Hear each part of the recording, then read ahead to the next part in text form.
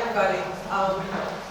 For those of you that haven't been here before, I'm Shelley Rubin, founder of Blade of Grass, and which is our tonight's program. Blade of Grass is a not as new nonprofit, wonderfully we're 2 years old. But it's the first of its kind that's solely dedicated to nurturing socially engaged art. We make grants to organizations, individual artists, and create learning opportunities like tonight.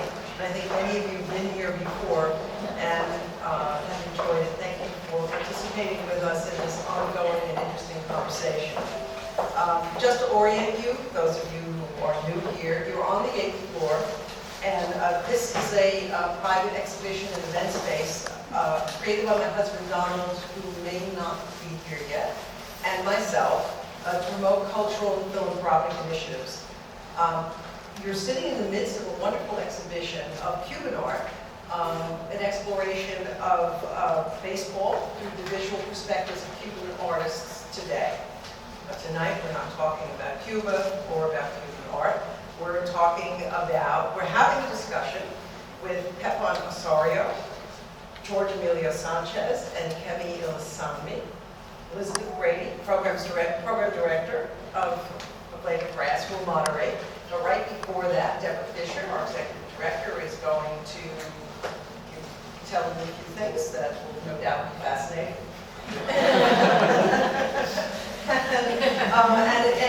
Actually in the topic area of fascinating, when you have a moment in time with nothing else to do, we want to walk down 17th Street. My husband and I are the founders of the Museum of Art, where you will find also very wonderful and interesting things to learn and see. So come visit us there too.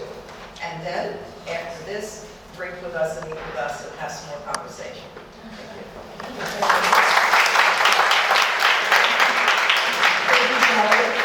It's always a pleasure to be on the 8th floor. My name is Deborah Fisher. I'm the executive director of Blade of Grass, and I have some quick announcements that are fascinating.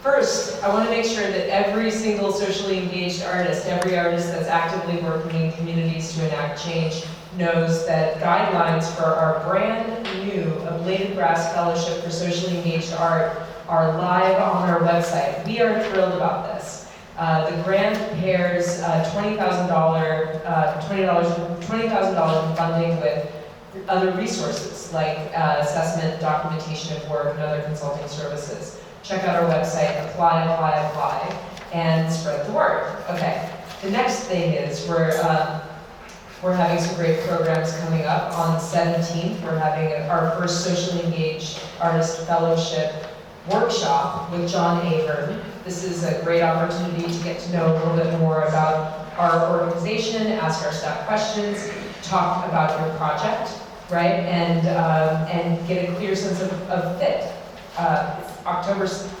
September 17th, 7 p.m. at the Clock Tower in Long Island City, Queens. Information is on our website. It's open to the public. October 1st, we have a great panel discussion here in this room called the Active Partnership, Artists, Communities, Funders, and Institutions, with some great panelists. Sergio Bessa from Bronx Museum, Maria Canella, an active participant in Immigrant Movement International, Paula Maricola, who is from Pew Charitable Trust, thank you. And artist Mary Mattingly are going to talk about the relationship between these stakeholders.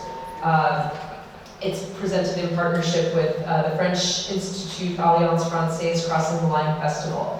The next program that we have on the very next day, October 2nd, is a great panel discussion called Does Capitalism Work? Steve Lambert in conversation with, you can ask. Yeah. Okay, so George says no. This is why this is a great project, right? So it elicits very strong opinions. Steve Lambert in conversation with Professor Richard Wolff and Dr. Harriet Fraud, F-R-A-A-D, not F-R-A-D. It is also presented in partnership with VIAF's Crossing the Line Festival And you should know that the actual Capitalism Works for Me sign is going to be in Times Square. So you can vote, you can say yes or no, Yes. and you can talk about why. No, you said no, do you want to change your vote? Okay, so on with the show. Elizabeth. Thanks for coming. Thanks so much, Shelley and Deb, and thanks to our esteemed panelists, who you'll meet in just a second. The title for the evening's program is Learning is Social Empowerment, and we're proceeding from the question of how dialogic teaching and learning can be used as a strategy for social engagement. The dialogic learning process empowers people, or at least it's intended to, by giving them a forum for sharing their existing knowledge. It strives to equalize teacher-student relationships by building education and problem solving on a foundation of community-based practical understanding.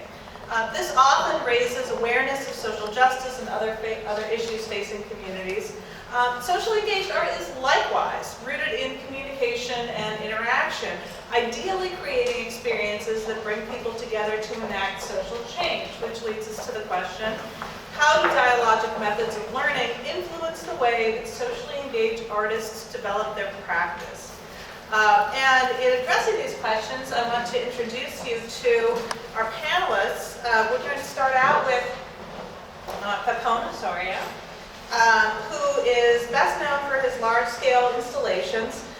He merges conceptual art and community dynamics. He's the winner of a MacArthur Fellowship and has had exhibitions at many prestigious institutions. I couldn't get us out of here before midnight if I listed them all, but the Whitney Museum, Museo del Barrio, the ICA in Philadelphia, the Mill Collection, among many others. He's a professor and distinguished lecturer and recently chair of the Art and Art Education Department at the Tyler School of Art at Temple University, where he's been since 2004. His extensive work draws on indigenous cultures and costumes. He's worked with well over 25 communities, across the U.S. and internationally, creating installations based on real-life experiences.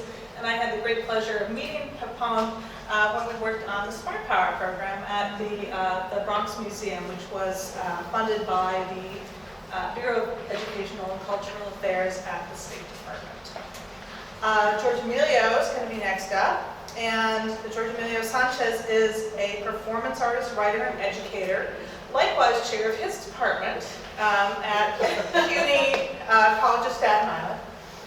His recent solo work, Buried Up to My Neck While Thinking Outside the Box, premiered at Dixon Place in 2009, but it has an ongoing life and has appeared also at La Mama, for example, in 2011.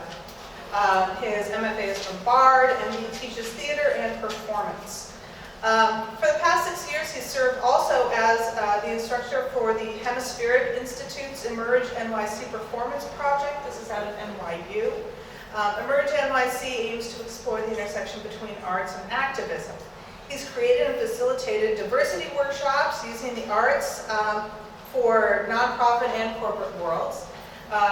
And in New York, he's also the director of Global Kids, which is a community-based organization that worked to prevent dropout rate, or to ameliorate dropout rates in 8 public high schools. So, you know, another guy who's not very busy. Kemy is executive director at the Laundromat project, which is a grantee of Blade of Grass this year, one of our organizational grantees. And she has over 14 years of experience in the cultural arena. Prior to joining the Laundromat project, she was director of grants and services at Creative Capital, which I'm sure you all know well, where she supported the work of American artists making adventurous new work. Before that, from 1998 to 2004, she was at the Walker Art Center, where she was a curator, and she organized several exhibitions, including the Squared Circle, Boxing Contemporary Art, and ran the Visual Arts Residency Program. She has a Master's in Public Administration from NYU and a BA in Afro-American Studies from Smith College, and is also an alumna of the Coro Leadership New York program. So I'd like to welcome all of our panelists.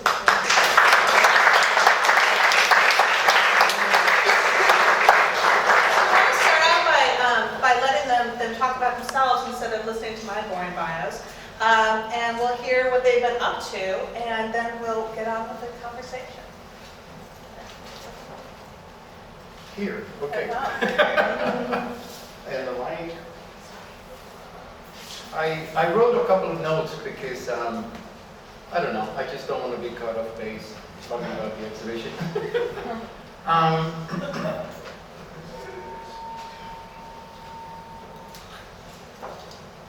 And you'll see how I will never read this note. I mean, how after a minute I'm not going to read them, but it's just a security blanket right now. I think that one of the turning points or experiences in my career was an exhibition. And by the way, most of the work that you're going to be seeing here, it's probably hopefully in a loop or something. And I don't want to talk specifically about the work, but you get a span of what it's all about. And it also includes works by my students. Hopefully you'll get to see the difference. But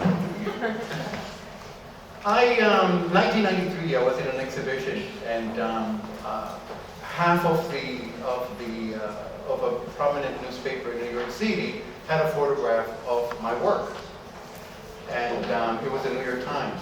And I went to the people that I've collaborated with and say, look, the New York Times, half a page, look at it.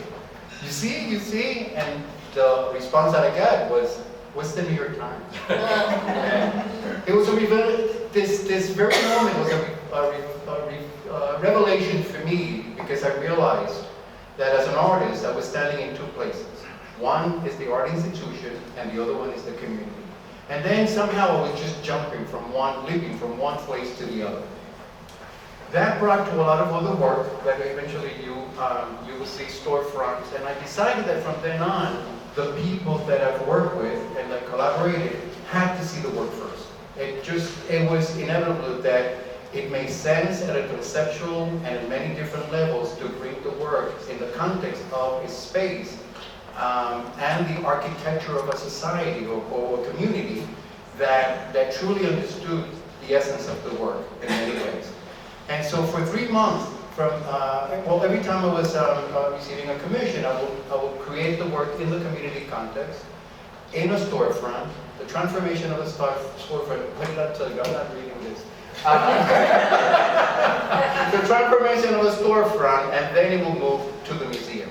And this relationship became extremely important to me, because what I was trying to do was to bring these two places into somehow one comfortable place somewhere in the middle that I can live, that I can create my work. In teaching, and I know that we have 5 minutes, but I'll talk a little bit about my teaching. The only thing that I did was just basically turn my methodology of work into a pedagogical philosophy. That's all I did. So I go with, in a program, in a community arts program, I have a cohort of families I invite to participate with us. It's a group of people that have been with us for about maybe 6 years, continuously working with us. And then I bring the students to work with one specific family. So I always have enough families for enough students who are involved and engaged in the process. This conversation that happens between them, the living experience of actually placing the art on the periphery of the conversation and engaging in something that is much bigger than that, is the seed for the installations. And at the end, I don't know if you saw a piece with a couple of pieces with large photographs and at people's homes. Then the piece goes into the homes, and it remains there. I've always said that somehow the families that are working with us are becoming the greatest art collectors around, because they get to keep the work. But also it's that conversation between back and forth between how a story is floating around, which is another one of my philosophies, and we're able to grab it and make sense of it through a work of art. And in many ways, that's just the core of what I do. But at the same time, in that conversation, one of the things that is most important to me is to remain true to yourself, to maintain a physical, a spiritual, and a mental alignment with the community. For most of the time that I've worked, and as you say, that I've worked extensively in many places, when I'm not in alignment with that, the work cannot be produced. And I think that people see it.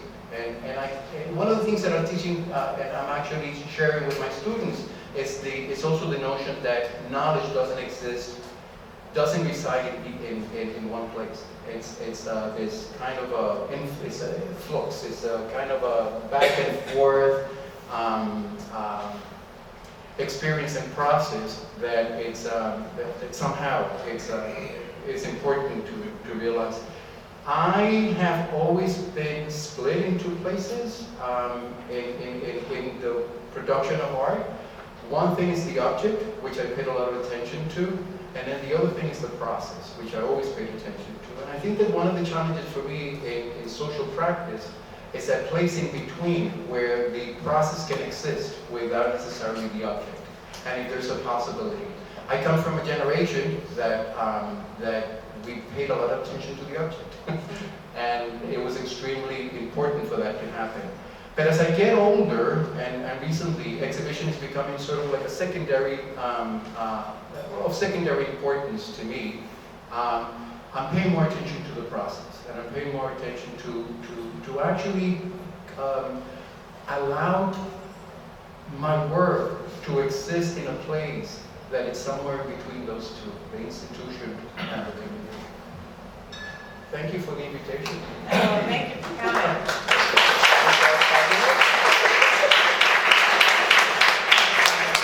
Over to George Emilio before we turn to Kemy.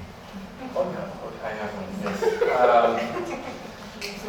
Well, first of all, the sightlines are horrible, because if you're back there, I hope you can see, and if you can't, I'm sorry, it's not my fault. I see many ways to enter into this conversation, and I just have split mine because there's so many ways to go with it. Do I talk about a community? Do I talk about myself? And I'm hopefully with your questions, that'll ground me, because right now I'm kind of floating after hearing Pepón, who for me, by the way, I just want to say, there are people in the audience who are friends and colleagues that I work with who I think they should be here, not me, so it's a little humbling to be here. And also it's great for me to be reunited with Pepón, because my first grant as a solo artist came from Tepatian, that Pepón runs in 1991 for a piece at Dance Theater Workshop called Revisiones, for the 500-year so-called celebration of that guy that left somewhere in Europe. So for me this is really actually very special to be here and share the stage with both Kemy and Pepón. But so many things, even what Pepón was saying, I would just want to, right now, where I am in my work right now is, it's just my stomach, is, I'm not an expert. I don't know where I am. I'm completely lost and confused, and I'm full of rage.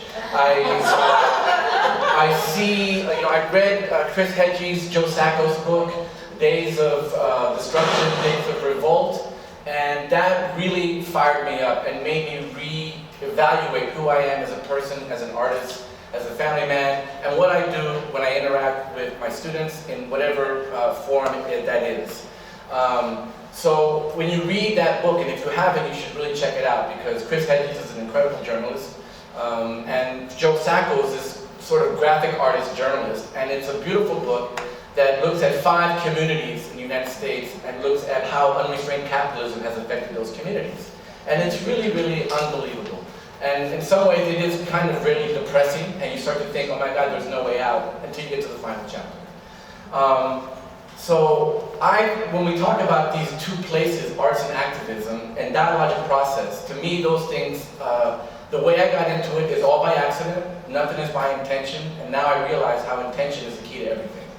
And I want to start with an anecdote. I think that's the best way to say it, because when I did work for Global Kids, which I don't anymore, but I did, one of the 8 schools that I managed was Thomas Jefferson High School, which is in Precinct 75, which is the highest murder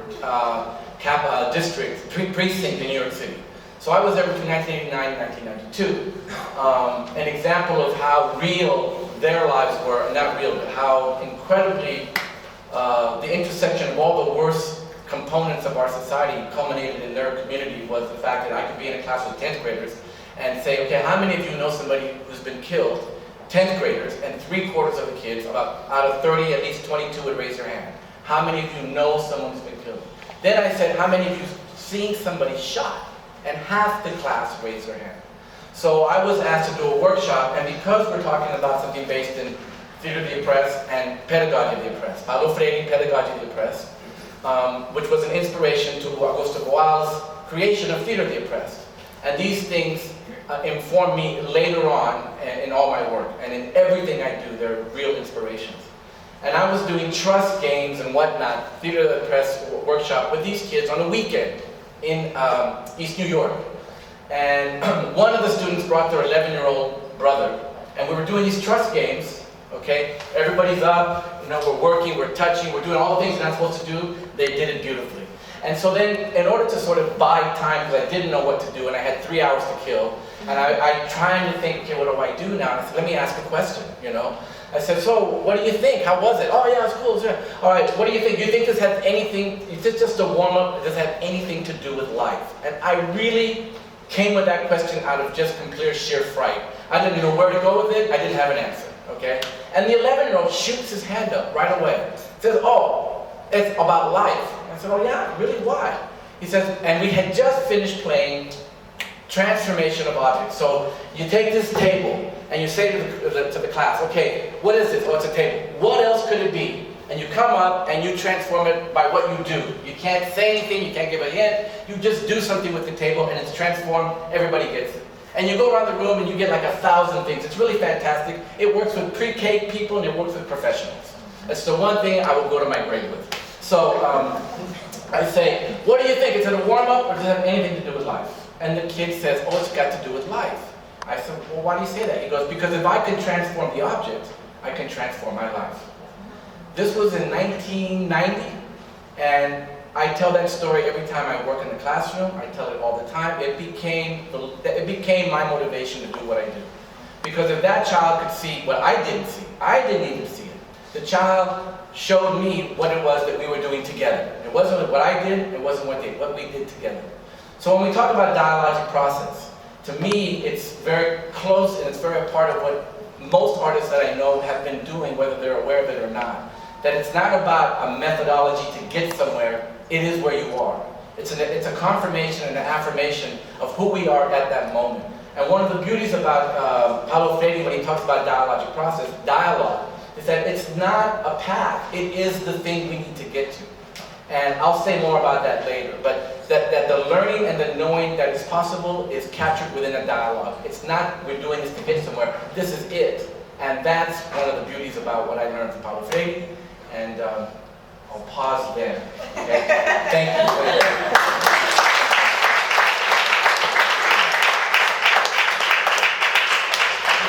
And now we'll turn it over to Kemy. Sorry. And in her bio, I realized I didn't explain what the Laundromat project is, and I'm sure she'll do a much better job of that than I will. But it's a nonprofit which goes into different neighborhoods around the city, and it makes it possible for artists to work with communities and to create community-based projects. So it's a nonprofit that fosters this kind of work.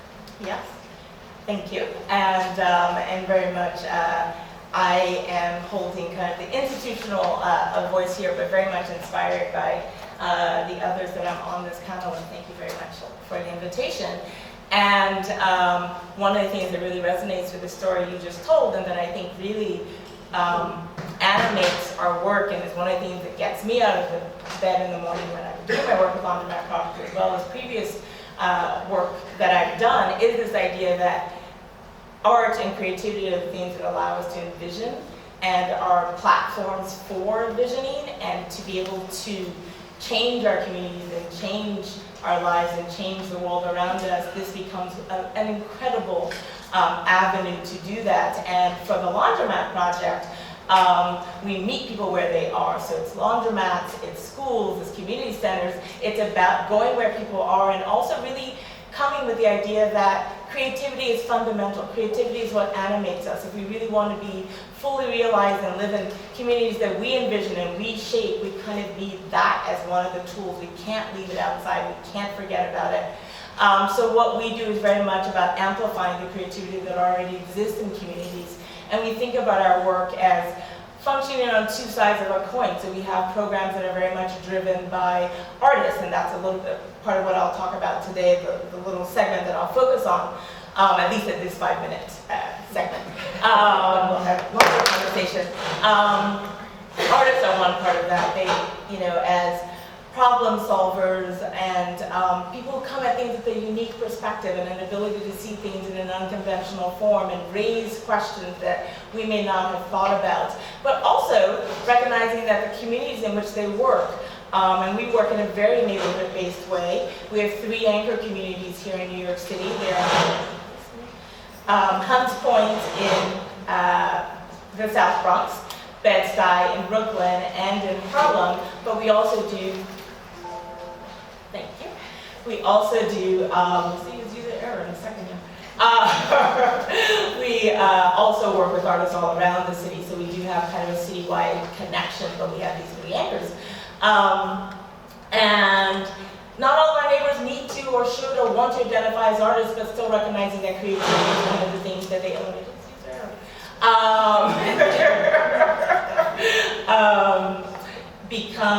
Is very much something that kind of animates our work. So just wanted to kind of say that our mission is to amplify the creativity that already exists in neighborhoods and in communities, and really to join the forces of artists and community members with creativity as the gel, and this idea of envisioning and being able to shape the neighborhoods in which they live.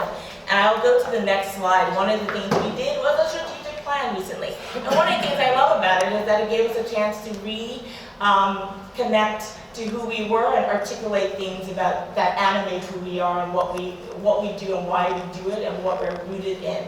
And as well as re-articulating our mission, it wasn't a sea change, we just kind of what is the new language of the way that we think about ourselves. We also really articulated our values, and they're kind of, this is the short form, 2-word versions of our 7 things, but I just wanted to kind of share that, and they're behind me. But we're creative catalysts, and we really believe in that. We're people-powered, we're neighborly. That is actually one of the ways that we choose our fellows. Are you neighborly? Do you understand what it is to be a good neighbor, and are you interested in that as a notion of how to live in the world? We really think of collaboration and connection and cross-pollination as being key. I'm really thinking about ideas of social bridging a lot, like bringing different kinds of people together to work and think about issues. And I'm not going to go through them all, but I do love that as a collective, so we worked with our board and our staff, as well as other people and our artists, propelled by love. The idea that love is something that really undergirds what we do and how we move in the world. And as an organization, to be able to say that and not feel corny, but really feel like that is who we are, I think it's really fun, and it makes me happy to be part of the organization. So the next slide. So we have a number of different programs. One of them is that we actually resource artisans, and we give them money and material costs to have residencies in their own neighborhood laundromats, and they're socially engaged residencies. It's about engaging, looking at, having a conversation, being a neighbor within your neighborhood. We work with artists in their own neighborhoods, again, our 3 anchor neighborhoods. And socially relevant, how does this connect to things that people care about on the ground? And just because one lives in a neighborhood doesn't actually mean you know the answer to that question. So also humility and that ability to kind of arrive and be willing to ask questions and to hear the answers and to listen is very much a part of that.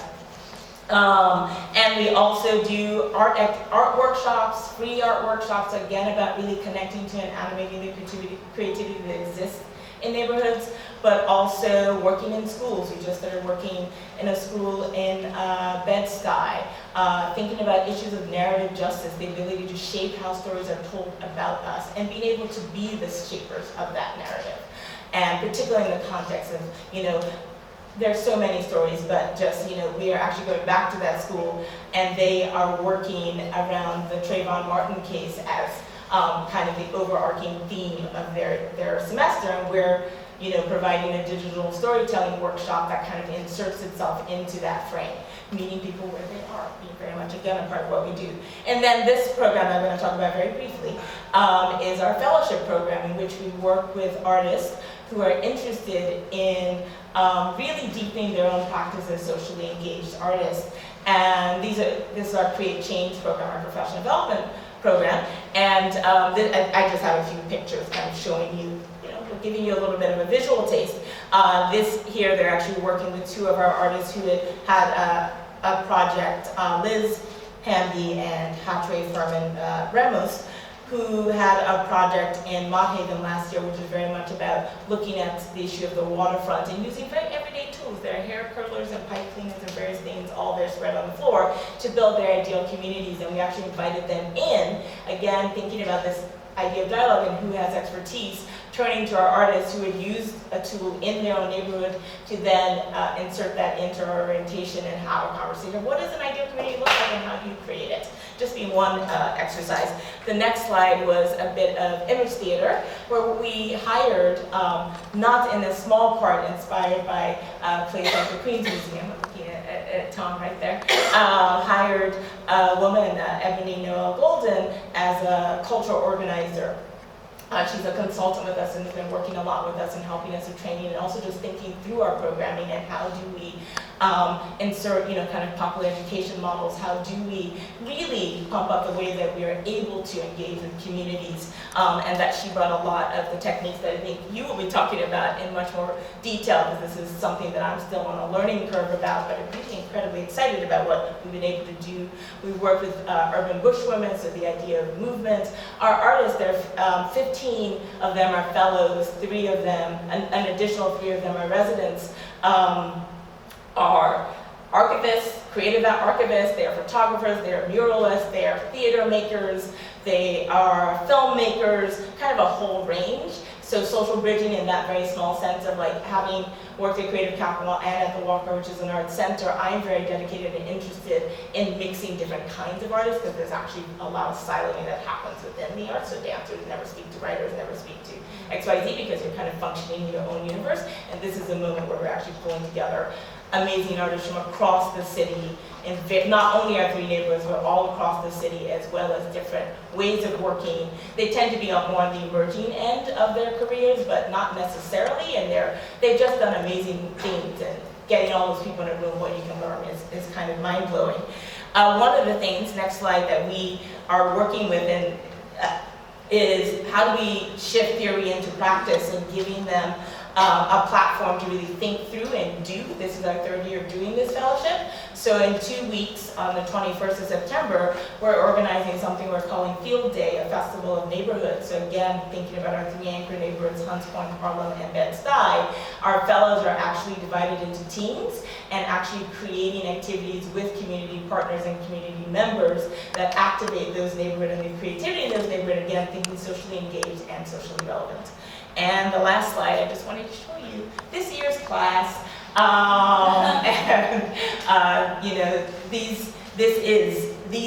The people we're working with are really what animate us. So again, being people powered. And our program, our workshops, which go over a 6-month period of this fellowship, also included our interns. Nelson is in that picture, who's an intern, also at Blade of Grass, that was one of our summer interns, and our staff and everyone. So we're really interested in seeding. We are working with folks for 6 months, and we're working in communities in longer term ways, but we understand that we are seeding, we are building, we are nourishing the roots that already exist and planting those around the city and beyond, and that's very much part of the way we're thinking about the work we do.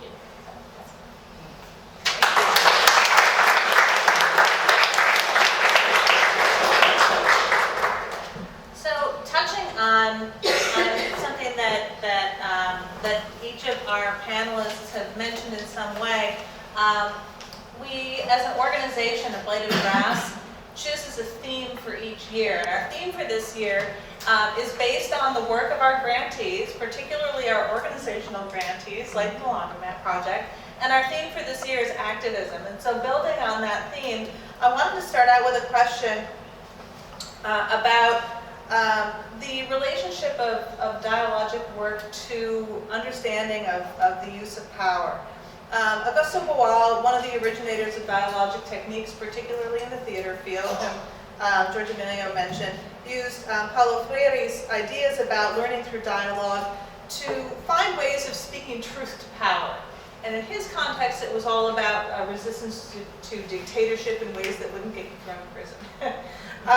Things are luckily not quite that bad here. But my question is, how have dialogic techniques or processes impacted your relationship to power as an artist, as an educator, as an administrator, in whatever context you feel like addressing that question? I'll shoot. I started this work in the South Bronx when I was living in New York City. Don't ask me when, many years ago.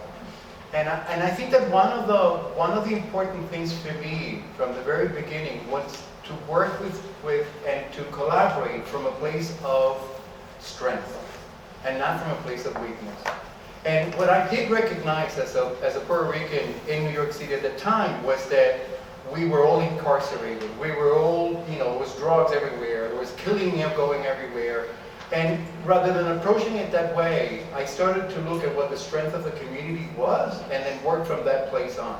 And so not to deny that this was a reality, but also it's a way of empowering people to come in touch with something that they're really good at. I ask this question all the time when I collaborate in communities. What's your strength? What are you really good at? Well, I'm good at socializing. Great, because I'm not. So you do that part. And so I think that it's about coming to terms with that. But also my reality back in the 70s was, as an artist, we were told, there is always an intermediary. There's someone somewhere in the middle. So there's always a curator who speaks to the greater people up there. There is always, a director who deals with the organization. And I'm glad you brought that up because I just thought that was so ridiculous. It's like, why do I need someone in between? What to get a show? What do I need to have someone in between me, for that to happen? And we started this organization, and and I think that it's really about this notion that there is a direct connection to whatever the leading team is, that there is a direct connections between the people that you're collaborating with and that institution. And in academically, I'm doing exactly the same thing. I mean, every time I talk, to an art school like Tyler, who have a history of really formal, aesthetic, all that stuff. Every time I'm talking about social aesthetic or social practice, I know that I'm literally hitting in a place that it's already tender. And in many ways, how you deal with power and how you begin the conversation is about looking at those pressure points in communities. That you can start pushing, you can start figuring a way of massaging it until it really opens up. And to me, that's a relationship that I have to power in conversation. Does that make sense? Yeah. Oh, absolutely.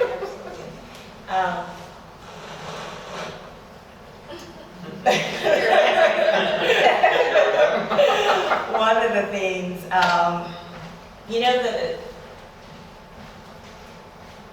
power is so central to the way that we move in the world, the way that we own space or don't own space, or the ways that we apologize or don't apologize about being present or wanting to do something or seeing something in a particular way. And I think for us, at the Laundromat Project, and particularly doing the kind of work that I briefly described, it's about thinking about working with artists in particular. It's about saying, we're going to flip this narrative, and then artists are powerful and they're assets within the communities in which they live and work and grow and move. And instead of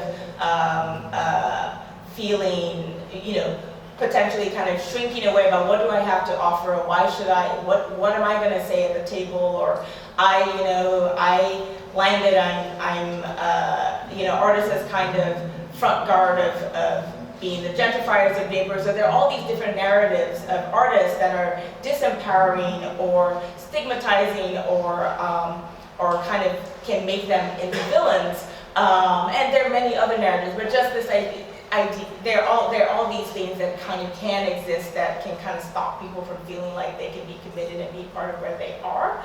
And for us, it's about opening up a moment of understanding who they are as being the asset and being powerful and being okay to be present and to be present in that forum. One is a neighbor, and one is an artist, and one is many other things, but that actually is one of the assets that they're bringing into the room. And then when we're working with our community members, so like we do, free art workshops outside neighborhood laundromats. And over again, our teaching artists have been talking about how so many people have come and the kids always leave. So it's the kids that want to do the thing, and then mom comes or dad comes or something else.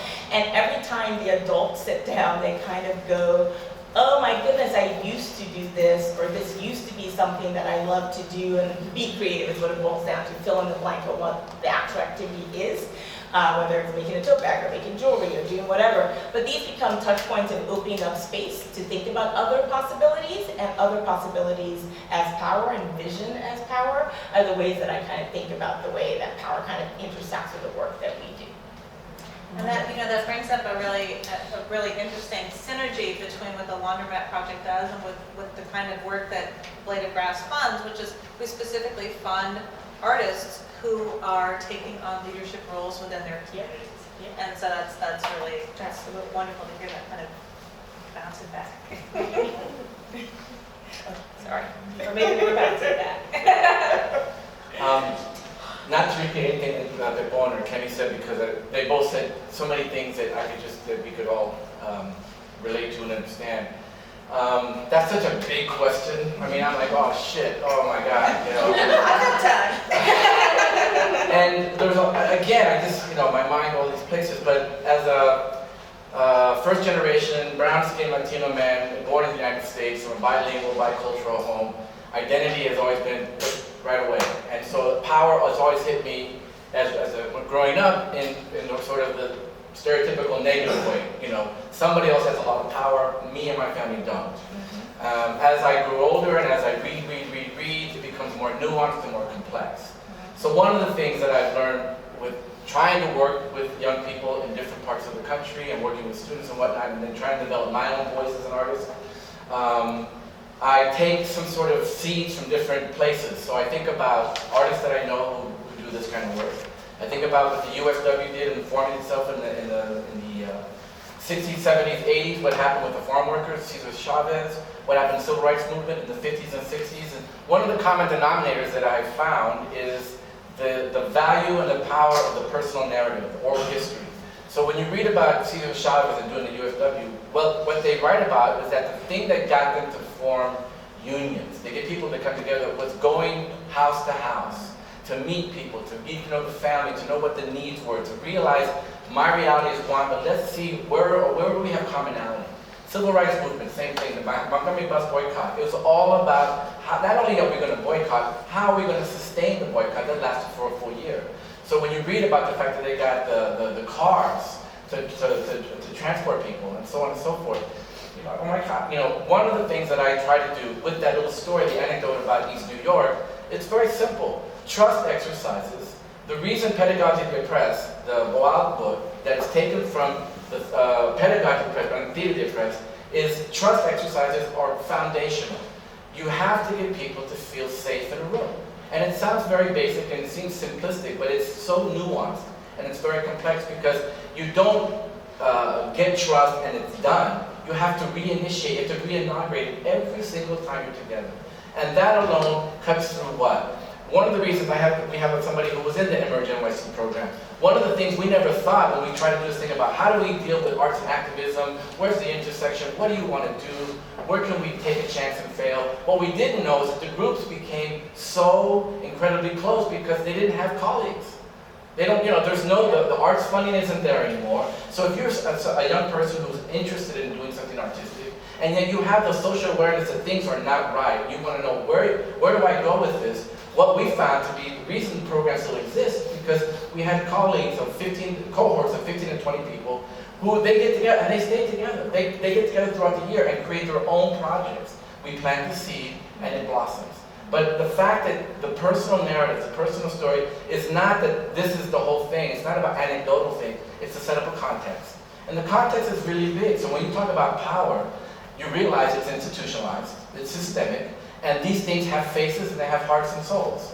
So that's really, really key to know that when we talk about arts and activism, we're talking about Pepón, Kemy, we're talking about Elizabeth, me, Karen, Dominic, we're talking about everybody in this room. So how does that place us? So that when we do make work, when we do try to make it and we fail, that you can't fail. It's impossible to fail because we're always learning. And it's going to feed us and nurture something the next time around. So one of the things I have to say about this power, because it's something that stifles me every day, the fact that we can get up out of bed and go to work is because of these other people that have got us here and that we're bringing along with us. But I have to tell you, it's something that really is, it's very challenging, you know, and you find a way to say, okay, I'm going to take a chance.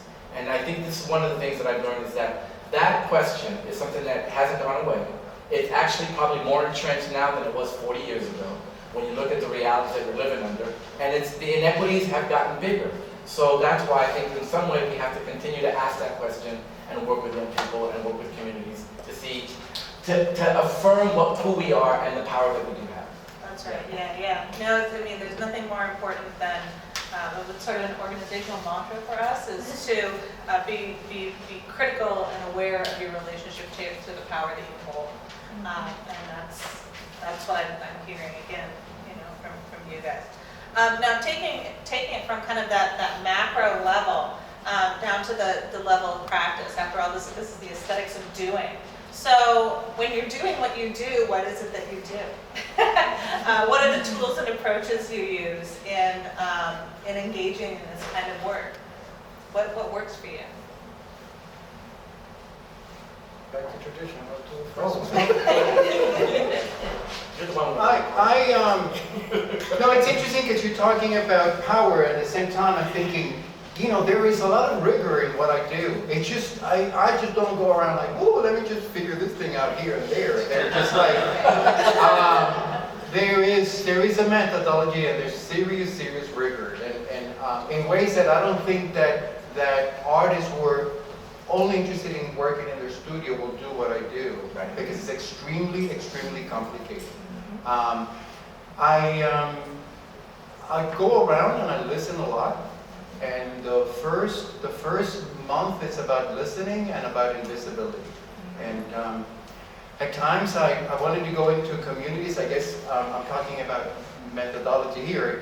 I go into communities, I become invisible, I become like nobody knows that I am the artist and everyone sees me around. Being the artist is not really important to me as much as just a citizen in collaborating.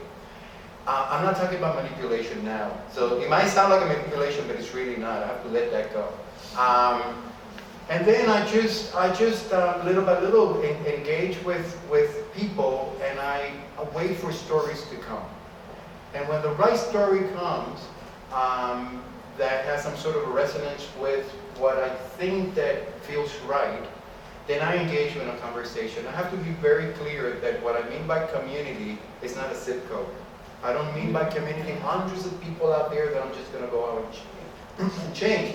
What I mean by community is a core group that have some sort of affinities and parallels in the way that they think and the way that I am approaching the community. That, and then there's a group of standbyers, a group of people who are very curious, who are in the community, who I call them the standbys, and they're just like floating around, and then when the thing happens, they join.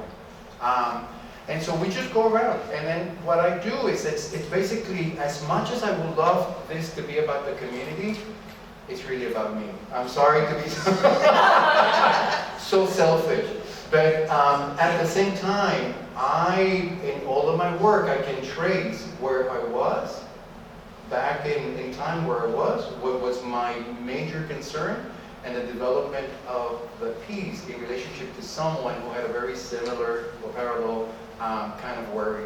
And then how that developed into a group of people that became a cohort, and then so on and so on. Badge of honor, I was my first child, my second child, million men march in Washington. Men were like Who are we? Where are we going? What's happening? How are we going to be who we wanted to be? All this stuff in alignment, and then it ended up in a conversation between a father and son. The father was incarcerated, the son was at home. A video talking back and forth about existential issues and a philosophical treaty. But really what it is about me trying to find out, wow, I'm going to be a father again. And so what does that mean? And then inevitably ends up with people that are like me. Does that make sense? Well, that was me.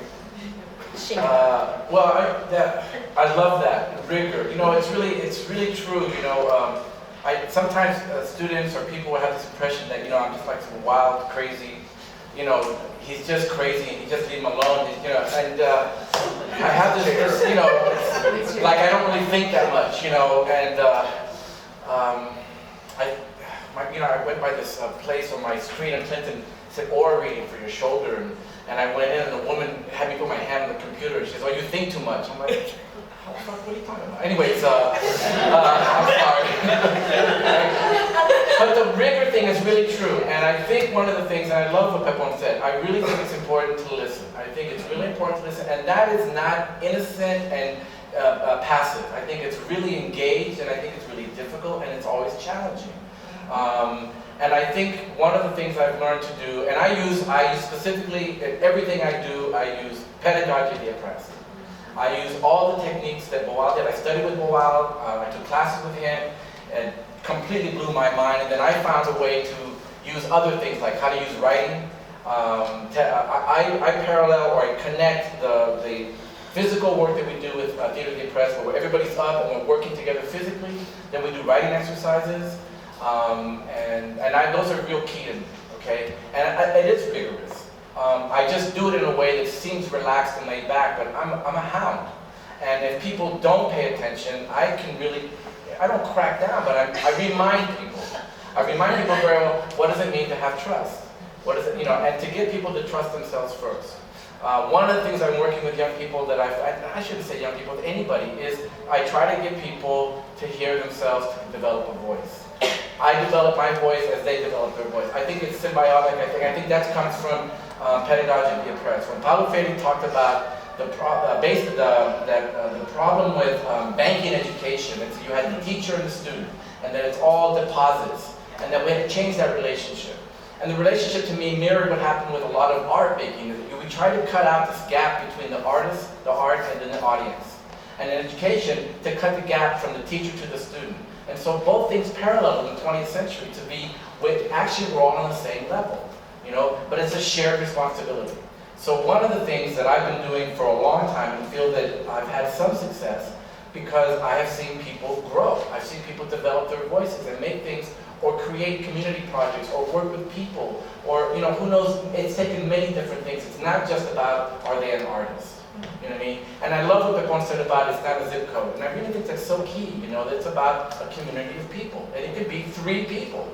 You know, the most depressing thing is to go to travel to San Antonio and do a workshop and 5 people show up. And I thought, what the hell, you know? And then it's like, oh my God, these are the 5 best people that could have been here. And it just develops on and on and on. I just saw 3 of the students I had 20 years ago with Grupo Animo, affiliated with Guadalupe Cultural Arts Center. We made 2 pieces. They were 13 to 16 years old back then.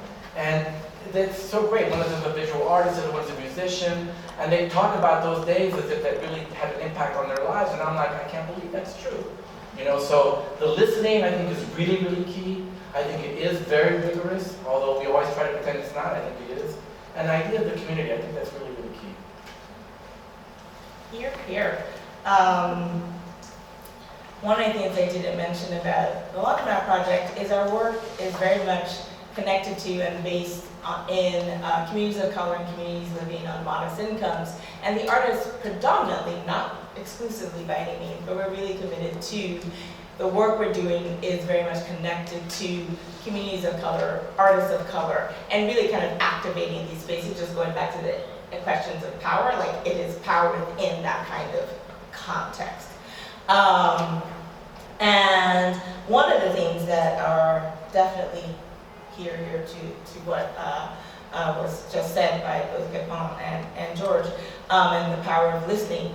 One of the things that our program manager, Petrushka Larson, always says to our artists is never underestimate the power of your presence. And that's something that we come back to again and again. Being present and being fully present and being willing to be present and taking on the sacrifice of well-being. And that's what I'm doing on Saturday night. That's what we sit at the Laundromat. That's just how it rolls this weekend. But being, there is something that you cannot replace that in doing this kind of work and doing it well. And also it's about becoming visible. And again, this is very specific to, we work with artists who are working in their own neighborhoods. So it's about being visible as the artist. You're no longer just the anonymous person on the subway platform, but you're the woman who did that project, or the man who did this, or you're the artist. And making oneself visible and being present is part of this particular work and this particular way of doing work. So not every community-based project necessarily, although I think presence is very key. And the power of asking questions, and I kind of mentioned humility and being able to, earlier, being able to step back. So Aisha Cousins is one of our artists in residence this year, and she's working on a project in Bed-Stuy called Mapping Soulville. It's at a laundromat along Malcolm X Boulevard, one of our 2 Malcolm X Boulevards project this year, because we're also working on Malcolm X Boulevard in Harlem. But she's actually activating that boulevard as part of her project. She's a lifer. She's grown up in Bed-Stuy and seen that neighborhood change. She's been priced out of the neighborhood and found her way back into being able to live in that neighborhood. She's very, thinking about issues of who feels like they have the right to be in that neighborhood, and what is the history of that neighborhood, and how is that all changing, and what does that mean? And one of the things that she was really interested in, and based on like a conversation with her mom, she was saying, like, there was possibly this idea that people might want to change the name of that street, which used to be Reed Avenue and became Malcolm X Boulevard sometime in the mid-'80s. Wikipedia not so sharp. And,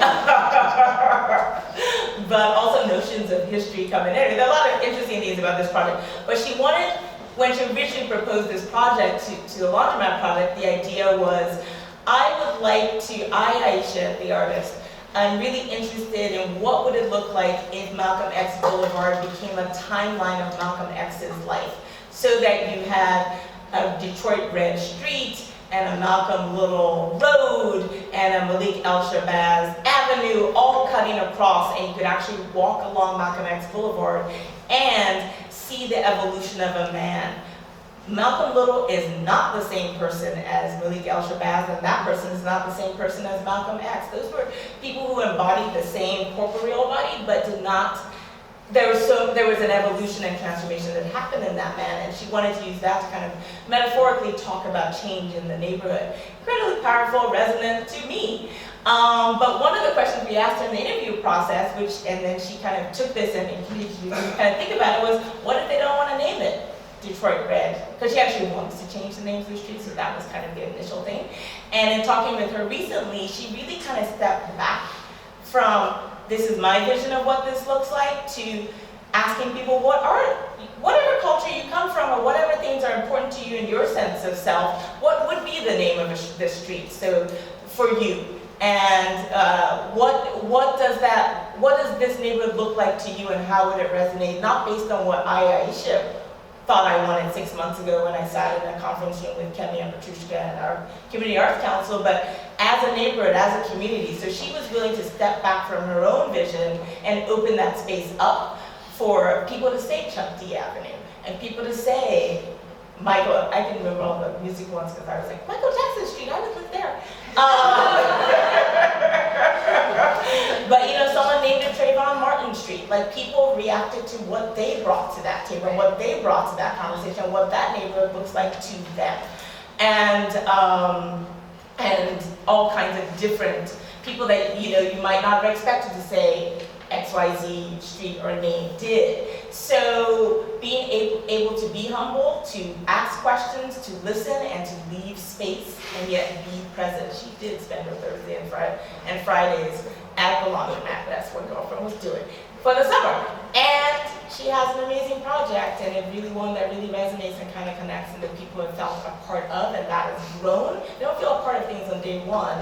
They feel it as you are continue to be present, continue to connect and listen and ask questions and want to be here and also be, not just be heard, but also here. And by the time you get to week 6 or month 3, it's a very different process that's going on. And she talked about, again, someone who's grown up in Bed-Stuy and lived there most of her life, has really, the neighborhood has opened itself up to her in ways that it hadn't before. She got to ask questions.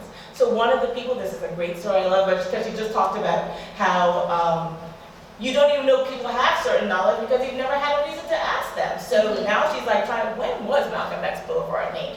And one of a neighbor of hers, someone she's known, for a long time, said something along the lines of, there was an X-Clan concert that summer, and that was the summer they named it this. And then there was another X-Clan summer 2 summers later when they did Malcolm X Boulevard, when they named Marcus Garvey Boulevard, because those actually did happen at the same time, even though they're only a block or 2 apart. So anyway, just like all these interesting stories and also notions of how you mark place.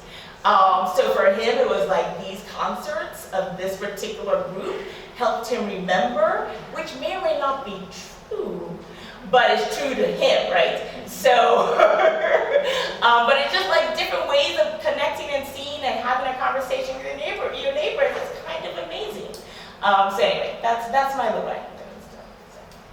Can I interrupt for a second? Because I just wanted to, you were mentioning something that it also triggered in me. It will be 2 seconds. It said, when I work, I've often asked this question of where is the place of contemporary conceptual art in the context of communities that favors tradition? And so I'm often struggling with that. You were talking about, the initial approach of the artist in relationship to actually what the community wanted to do, and sometimes they just way separated and removed from each other. And so for me, it's always that question of where is the place? Which answers where's my place in relationship to the communities that I work. And that place always changes, right? Yeah, Being open to absolutely. And it expands at the end. Well, I think now, I mean, that's right now. I think that's a really, really important question because that's what I see a lot of young people going through. There's I see people, my contemporaries. Where is this intersection between arts and activism? Where does it lie? Because on one hand, it's like how I get the grant, how I get the exhibit, how do I get my name out there. The other hand, it's like, yo, I don't care about that. I need to take care of my people. Whoever those people are. So I think we're at a real interesting crossroads right now in terms of what this really means, As much as I would love to keep interrogating these guys because I'm fascinated by their practice, I think I'd better give you guys a chance to do that. So I'd like to open it up to questions from the audience, and we'll have a couple of people walking around with mics. Please, if you don't have a mic, really yell when there are this many people in the room.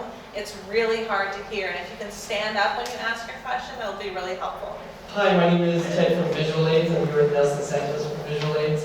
And I was really moved by what you said about how the artist becomes, that's their role in the neighborhood. And I thought that was really powerful, and in thinking about like granting and thinking about supporting and stuff like that, I'm curious about what do you think are the resources available for that artist afterwards to support them in that role? Because it is a powerful role, and it can also be a draining role or a daunting role. What tips or support should we be providing them as well once we put them in community or have put a spotlight in them on in their own community? I think that is and I definitely would like you guys to, I work as an administrator, and have as a curator and arts administrator, so I definitely don't, I think, I'd be curious to hear from the artists who are, that is the way that you're functioning in the world. And I think it's something, that's why I was kind of saying that, yeah, for our artists, Laundromat project artists, it is about suddenly becoming visible, and what does that mean, and how do people kind of work with that later. But I will say one of the things we're really interested in is actually creating those bonds and those connections so that people who never went to community board meetings or didn't feel like that was something that, you know, they could be useful and feel like they can be, and that they might know the block captain or know the library, the person who runs the library thing, or just ways of feeling connected to the neighborhood and continue to do that. And they are neighbors who happen to be artists, and sometimes the artist part is what kind of they need to pull up to be able to kind of activate, and just providing that space for them to feel like that is an empowered space is part of what we're doing. And the idea of, you know, kind of what does it mean, I think you're right about this idea of being visible. One of our artists this year actually started wearing a uniform. Like, she actually thought about this because she has been doing community-based work for a while. She was like, we are going to wear yellow, so that when I'm not wearing yellow, maybe I can be just a neighbor. And that was like one of those things that had never occurred to me, but she's been doing this enough that she was like, I had come up with a plan and I have a little system. And different people try different things, I'm sure. So anyway, I definitely, because I really do think that artists are the ones who are living this, so I'd love to hear from either of you about that. But Can you just rephrase that? Can you just repeat the question again? Yeah, so to give a little context, so we work with artists living with HIV/AIDS, and so often these artists go, and not only are they saying, Hello, we're artists, they're also saying we're living with HIV/AIDS. And so I'm thinking about when we empower someone to go do this amazing work, what are our opportunities and obligations to make sure that there's care in place? So that's such a great question, and two things come to mind, and they're almost diametrically opposed. So one of them, there was this one guy who was affiliated with the Wall Street, Occupy Wall Street movement, who had this wonderful talk that he talked about. One of the things that this forces us to think about is, what is our currency? How do we define our currency? So that it was a philosophical question, and it wasn't evading the issue, but it was a way to get us to reimagine who we are and how we're going to survive if we, in fact, we live in a place of unrestrained capitalism that's wreaking havoc on the earth and on people. How do we combat that? You know, and so one of the ways is to challenge us to look at, you know, what is our currency. On the flip side, I think the reason we have to ask these questions now is because I think we do have to revise and review how these things are supported and funded. I mean, there's no doubt that arts and nonprofits are like at the bottom of the barrel in terms of how this society functions. And so whether it's education or arts and not-for-profit world, it's really a very bad, difficult time. And I don't want to go on about, oh my gosh, it's so horrible, we don't have anything. I'm not saying that. But there is a reality that we're trying to address. So when we talk about arts and activism, there's ways that we're doing that actively by putting things into place, by coming up with actions and ways of thinking and behaving that alters that. But at the same time, it identifies the need that is not being addressed. So I think that's a great question. I don't have any direct answers, except for the fact that one's health and well-being becomes a spiritual matter. And I think you're talking about something more than that. And but I see it those two ways about how we need to, all of us have to collectively redefine currency, but also address the reality of the inequities that we live under. I don't have an answer. I'll be BSing if I just keep going. I can tell you that one of the things that worked for me in that last project that I did in Nepal with the Kathmandu was the people that work with me had access, and I'm not talking about money. They know the social architecture of the area that I was working. And so when it just cut the time. It just, when I thought, oh, I wanted to do this, and that, because somebody wants to do this, and that, can we do that? Yeah, we can. How? And then they just moved right along and did it. I think the asset, for me, it's a key word. And I'm not talking about money. I'm talking about, like, what do you need? Yeah? Okay. I know exactly where you can get it. Because you create this long-term relationship with communities. Check this out. I didn't have an answer. You have... I always underestimate myself. You create this, as an organization or a group, you create this long-term relationship with the community. The artists come and go. But you as an organization, you maintain that relationship, you maintain that asset, and it's currency in many ways.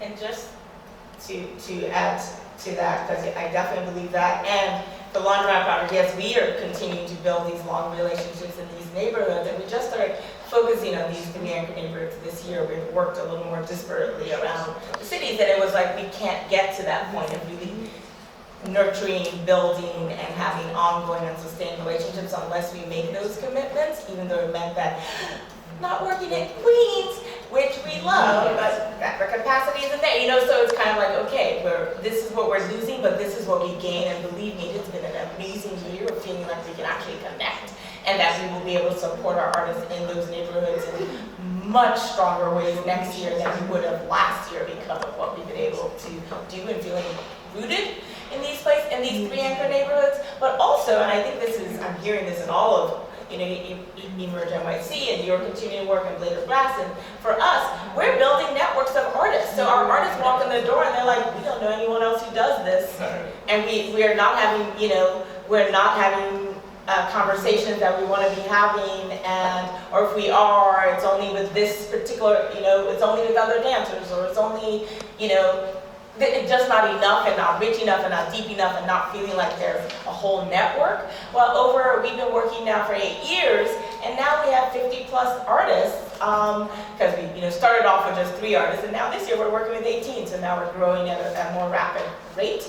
But and then we have our Artists and Community Council members and various other, our staff and our board and various other people who are really committed and interested in this work, and the level of connectivity and connections and the crosswires and all of that is so much stronger, and that's part of the network about how they, maybe when you're standing on that subway platform and someone is, chatting with you or whatever, and you're feeling very visible, that network may not be there in that moment, but you have someone you can talk to afterwards about it, or have a conversation, or like, wow, that happened, and I'm not fully comfortable with the way that went down, let me think about something else, or wow, I actually did this and it was interesting, and this, just like the idea of having someone that can have, that they feel like they're a part of a network and they're not the crazy person or the only one that does work in this way or is interested. They might have a studio practice and this, or maybe this is all they do, or like all of their work has a community aspect, but not all of them.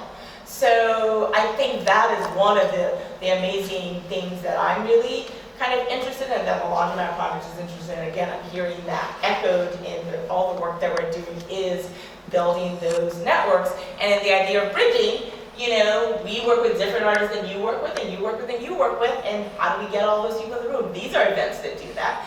And, just thinking about what are those spaces where we can connect. The Joan Mitchell Foundation ended up having a conversation like a week or 2 later about the Trayvon Martin case and called artists educators together. I wasn't able to make it, but one of our staff members was there, and 40 people showed up that wanted to talk about, I'm an arts educator and I want to figure out how to have how to incorporate this into the work I do, or have a conversation or feel impactful. And that to me is like 40 people showed up for that. That's amazing. And they were all artists and people working in creative ways, and there are follow-up conversations and follow-up meetings happening. So like, what are those moments of convening? Sometimes they're going to be very related to a particular activity, so the Trayvon Martin decision, and other times it's just going to be ongoing and feeling like you actually know who to turn to, or that you're a part of a network. And I think that is something not to underestimate as well, and all of us continue to figure out how to nurture that in the places that we work. And if you're feeling isolated, figure out where can I make connections, and be very active and proactive about that, I think would be key. And I think something that's really important that you've all addressed in your answers is the question of sustainability. And one of the critiques of this kind of practice is that, the artist shows up for a few weeks, they do this little thing, and then they run away, right? And what you're hearing, I think, is a really great answer to that question. Individuals may come and go, but the community building doesn't die, right? And it's the institutions, and it's the networks of artists, and it's the people working together that help to sustain this kind of practice. And so that was one of the questions I wanted to ask them. But can I just one of the things I love about the question is it does point out the fact that we don't have that as part of our social safety net. We don't have that. We have this because we've been able to nurture that and develop it.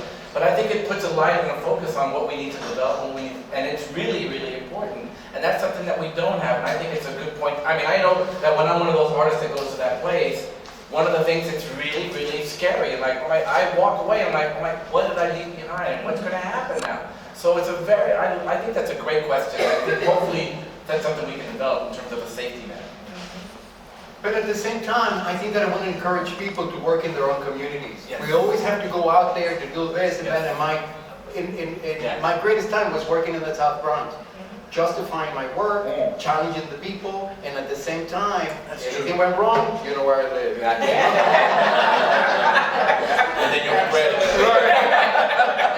We have time for another question. Who's got the next question? Here, take the mic.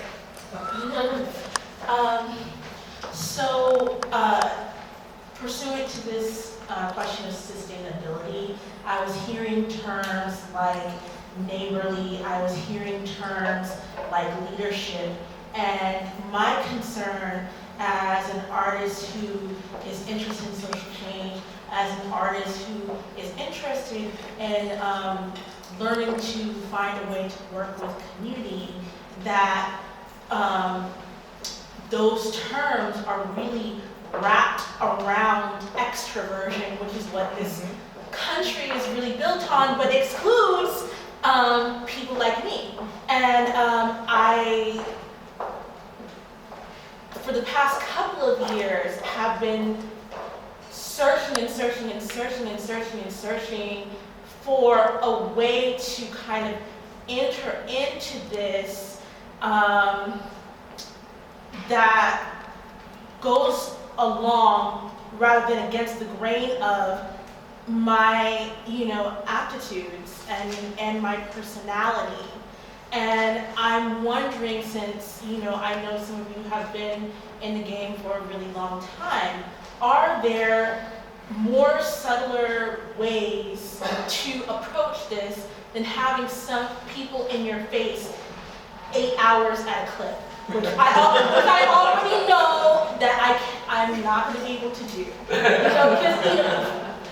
I really would like to, start this conversation because I really don't hear anyone talking about that.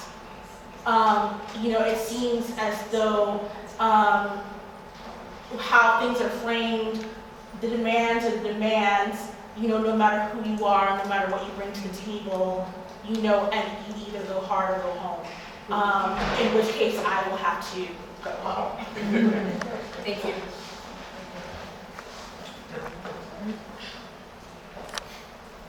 You talked about it. Oh, yeah.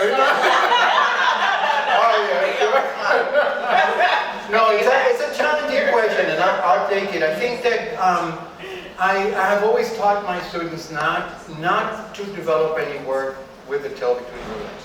There's just no way. And I go back again to that place of alignment. If I'm not mentally, physically, and emotionally aligned in that community, I just can't do it. I just can't do it. And there has been places where I can't. So my way of approaching this is by going in and listening and looking around in a non-manipulative way and finding places that are somehow in alignment with me. And if I find some radical people, then that's one. If I find people that are a little bit more interested in spirituality, that's another one. My answer is that there's no community alike. They're all different. And so I don't have an answer that is a straight answer of how to approach things. Because how I do it is that I listen to the community, find out how the social architectures of that community looks like, and then move right along that way, right? So one example was storefronts, and you see all the storefronts and they're painted, and one community, they don't care. The other one, there is a guy who does all the storefronts, and you can't do this without his permission. So I can be challenging, or I can just go right along with it, right? And so for me, it's about also picking up the battles that I wanted to challenge. And my work is extremely challenging in many ways. But how I conceptually turn that challenge, it's entirely left up to me to deal with it. And now I think I'm talking too much because I'm probably not answering your question. But I know what you're talking about, and in many ways, for me, the way that I deal with it is just by finding a place of comfort and alignment. I think we have time for one more question. Hi, I'm Carnell from the Arts and Democracy Project. And I'm just interested in hearing from all of you an example of a catalytic moment of discomfort when you kind of, when it crystallized for you some of the contradictions of the work and how that moved you forward.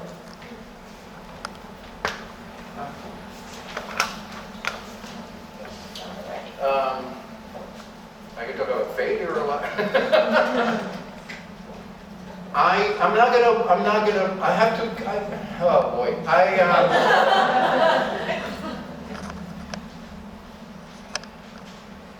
I've worked with a museum recently who commissioned this work that at the end I wanted to create a rotating platform between a family that didn't have enough access and a family that had a lot of access. The family that didn't have a lot of access for some reason, and I wish that at some point we'll talk about this, are often more vulnerable and open to work in community settings. The family that have a lot of access and are economically well somehow control communities around, right? And so my challenge was to convince this family to work with me, understanding that there were major donors of this museum. And so there was this really sense of discomfort because they had all the powers in their hand. And I had to navigate this, go back again to the navigation of it, and figure out a way to work with the family in a way that was helpful for the project, but at the same time that I did not disturb the structure that already existed in that place. And it was very, very challenging, and I had a really sense of discomfort. So one of those pieces that when you're finished with it, you go like, oh, I'm so glad we're done with this thing. But then I learned a lot from it, and I learned to navigate, and I finally learned to navigate places of power in that structure, and then figured a way to balance these two places. And it was a learning experience because at the same time I understood the vulnerability of the people that I was working with. Like, you go into a home that have very little, they open the door in 2 seconds, you come in, almost as if you were, because of the history of social welfare and social system. And so there's groups of people that are a little bit more vulnerable to this kind of process. And I had to be really, really careful with that. So that was my learning. Not that I was never. Where are you, Karen? I can't see you. Okay, there. I'm going to answer your question, but also, Dominic, try to bring it together, okay? Because I thought your question actually touches upon a lot of the challenges that I face in trying to do this, okay? So Karen, I was doing a professional development at a single-sex private school on the Upper East Side, working with the teachers, and we were doing human sculptures that I got from Boal's Theater of the Oppressed. The word was sexism. And so somebody from the group decides to make a sculpture, an image. You're not defining the word, you're going to just express whatever that word elicits in you. And this person made a sculpture, which means it's a still image. You select people who are in the room, you ask if they're willing to do it, they say yes or no, but then they get in, and the sculptor places everybody, doesn't explain anything, you can't talk. You don't explain, you just say, I want you, like, you form them like they're clay, or you mimic how you want them to be in the sculpture. So she makes a sculpture, and it's of a rape. It's a very, it was a very harsh image. It was really powerful, it was very violent. And after we spoke about it, what did you see? Is it sexism? Yes or no? We went around the room. Then you give everybody in the sculpture who did not make the image to respond and say, how did you feel being in the image that you didn't choose? And we get to the last person, who was the so-called rapist in the sculpture, who ended up he just broke down. He said, this is the hardest thing I've ever had to do because I'm gay. And he had, nobody in the school community knew that that was true for him. And it was like, I was like, oh my God, I never wanted to be here right now. And it ended up being catalytic, to say the least. It was a wonderful, it wasn't wonderful, it was really powerful and painful, but I learned so much about what you were just saying, Pepón. And we all, by the time we left, we all were there to support, and we all learned something from that experience. But it really made me work that when I go into a place and I'm facilitating something, that everybody's in a place of vulnerability, that we're all risking something. And it's a risk. And sometimes it goes to over a certain line, and then you're like, oh my gosh, I went too far. I didn't go too far. Because the person, obviously, it all worked out fine. And actually, he wrote me like months later and thanked me profusely. I'm like, don't thank me, I didn't do shit, you know? but it was really, it was revelatory. And Dominic, I think the reason I'm saying it, I think there's something that, with Karen's question elicits to me is, I think that's something we're all finding out now, that now with so much that's going on, the idea of community and neighbor is being redefined as we speak. So there are new identities, there are new ways that we identify ourselves that are new and challenging for a lot of us when we try to make this work. So I think that was a great question. Yes, indeed. Yes, sir. And going back to the alignment, Dominic, and then Karen. Some of our most successful projects have definitely been by introverted, or like people who identify and kind of have a much quieter presence, including the person who put on a uniform. That was part of it. It was kind of like, you cannot do this all day, every day. And like, so we're gonna have to figure out a way to be visible and then become invisible. And it is about that idea of alignment and finding where your comfort zone is. I'm not saying, being present for 8 hours a day. It might be just an hour or two a day, but the sense of what is that comfort line about, crossing into the sense of one's own discomfort to then segue into Karen's, and that is one of the requirements, because even working in one's own studio, discomfort is part of it. Doing something that you don't normally do can cause discomfort. So this is a different material and different context and presence, but discomfort in and of itself and moving outside our comfort zone is not one has to choose and be willing to do it, but not to let that be the thing that kind of shuts one off from a way of doing work, if that is something that's actually interesting and compelling to you to pursue. And then in the case of Karen's question, I'm thinking back. So a lot of, for me, the work that I do now and the fact that I'm working at, the Laundromat project is very much seated in having run a residency program at the Walker Arts Center going on almost 10 years ago now, and various projects I did there that were very much about moving outside the gallery. So for me as a person, as Kemy, that was a moment working there for those 6 years, and for about 5 of the last 5 of those working with various residents in various projects. Artists who came usually from other cities and wanted to work with someone and would come back over a year or work with different communities. That was the thing that planted the seed and made it very clear for me that I didn't want to work in a gallery in a very traditional setting, and putting things on walls was not what was going to get me out of bed every day in the morning. I like going to exhibitions, but it wasn't what I wanted to do.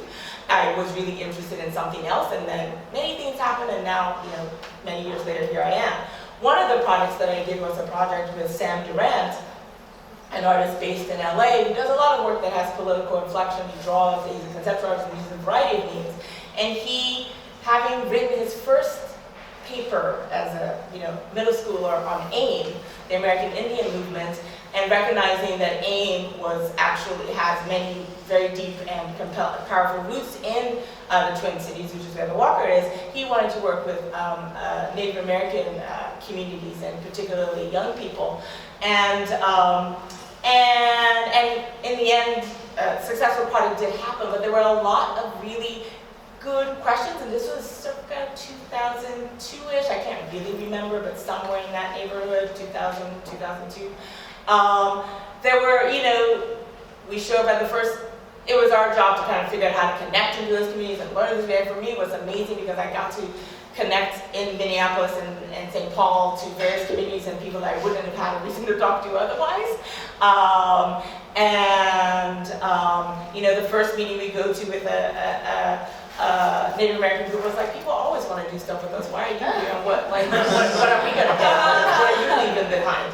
And that idea of, having to kind of step back and go, yeah, what is it? And why do we have to come to the Walker? Why can't you come to us? So we ended up going to this particular high school and working with these kids. And then, and it was basically an audio digital story, not visual, but more of an audio piece that was created with them. And people were rapping and telling, writing poems, and all this was recorded and actually became part of a sculpture at the Walker many months later, and we invited them to the opening. And one of the things that was said was, oh my God, no one ever the follow-through is basically, the bottom line was, follow-through is not something that we can usually count on in these situations, and being able to recognize that was something. So the idea of trust, the idea of asking, the idea of meeting people where they were, the idea of, what is it that we're leaving behind? What skills are we leaving behind? We connected, folks to kind of digital folks who were doing kind of digital storytelling workshops. So it wasn't just about, we got your recordings and we'll see you later, but like, actually, if you want to continue to do this, it is important to you here at avenues to do that. Those are all little seeds that were planted 10 plus years ago that really affect the way I think about the work that I do now in this very different context. Different context in the sense that there was a social practice element to that, but we were not calling it that at the time. And that all these years later, we're asking very different questions of ourselves when we do this work, and we're bringing different notions to the table, but there were all these little seeds that were planted about what feels important and how we listen to people and how we respect people, and like what does dignity look like, and what again the humility and listening look like, were things that were planted all those years ago. And I worked at a foundation in between for 8 years, right? And now I'm back in this setting and like, okay, what are those things that I learned that all those years ago from doing that work that for me was really formative work, and how do I continue to bring those little pieces with me here? Thanks. Well, I want to thank our panelists for their wonderful contributions and invite you to continue the conversation. Hold on 1 second. We have one quick announcement from Travis from the Joan Mitchell Organization. He did a panel on the Trayvon Martin. Yeah, so just in the spirit of community making connections, we are having a follow-up conversation about Trayvon Martin, the verdict, on Tuesday at the foundation. So if anyone's interested, just come see me tonight. So thank you. Right. And so building on all of this, please continue the conversation. We have wine, we have snacks, we have a lovely space to hang out in. Thanks to the speakers.